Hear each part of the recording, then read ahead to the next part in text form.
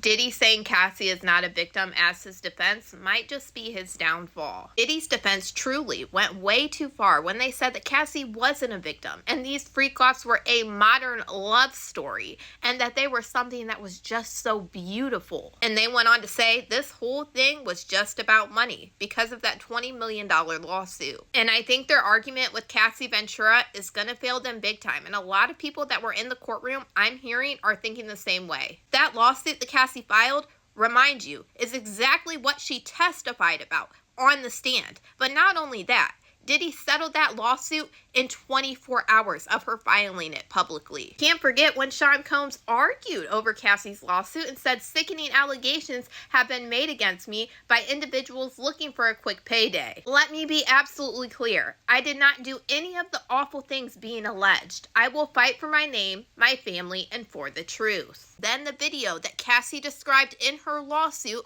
was leaked to CNN. Now this video is so much more than DV, and I think that's what a lot of you guys don't understand.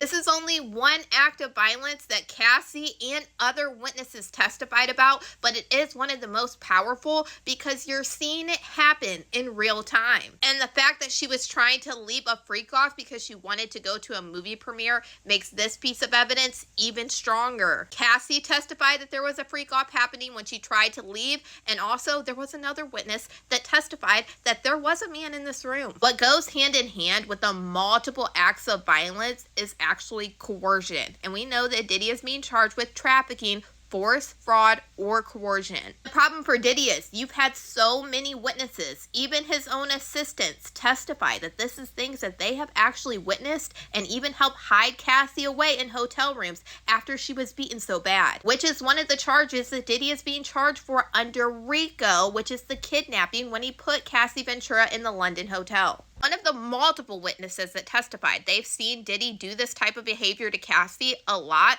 was Deontay Nash, but he also is going to play an important role in another factor of this, and that's the threats to release the freak-off videos. Deontay Nash testified that one time he was there when Diddy threatened Cassie with leaking FO tapes. Cassie testified about Diddy threatening her to leak the freak-off tapes, and then there was even the testimony by Cassie Ventura's mother, Regina Ventura. And mind you guys, all of this is actually coming with evidence. If you've seen the exhibits throughout this trial, you'd actually be shocked because they do have a lot of evidence. And some of this evidence included the email that Cassie Ventura sent Capricorn Clark and her mother saying that Diddy threatened her to release tapes when she was with Kid Cudi. And then this is when Diddy would extort Cassie Ventura's mother saying, send me $20,000 or I'm gonna leak these tapes. Even had the bank records to prove that this transaction did happen and she sent it back. But it doesn't matter. He asked for it and she sent it. Diddy's lawyer in these closing arguments even admitted that yes, Diddy did threaten Cassie with leaking these freak-off tapes,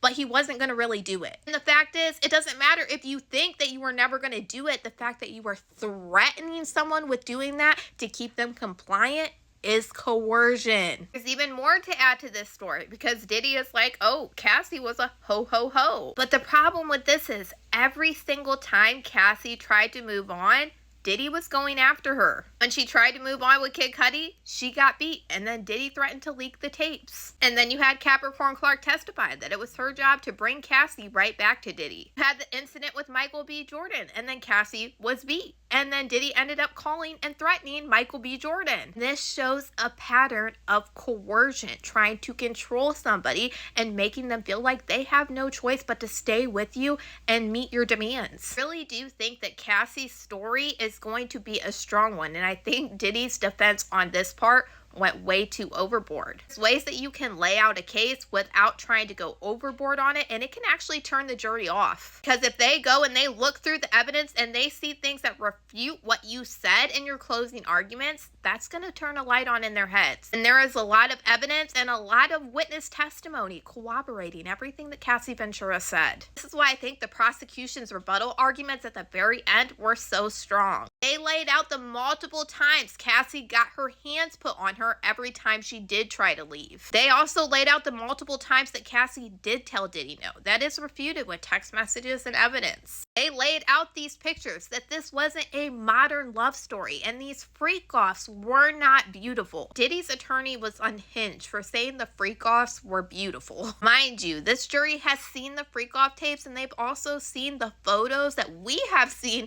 of the damage after these freak offs. They also laid out that Cassie's lawsuit against Diddy that he settled in 24 hours has absolutely nothing to do with this criminal case. And Cassie would have no reason to lie, putting out the most graphic parts of her life on the stand that I'm sure she didn't want anyone to know about. This is probably one of the biggest mistakes that Diddy's defense did. They argued a lot of things with Cassie Ventura that can be refuted with the evidence. So yeah, I think that Diddy's defense might just be cooked when it comes to Cassie Ventura. But y'all let me know what you guys think about this in the comments.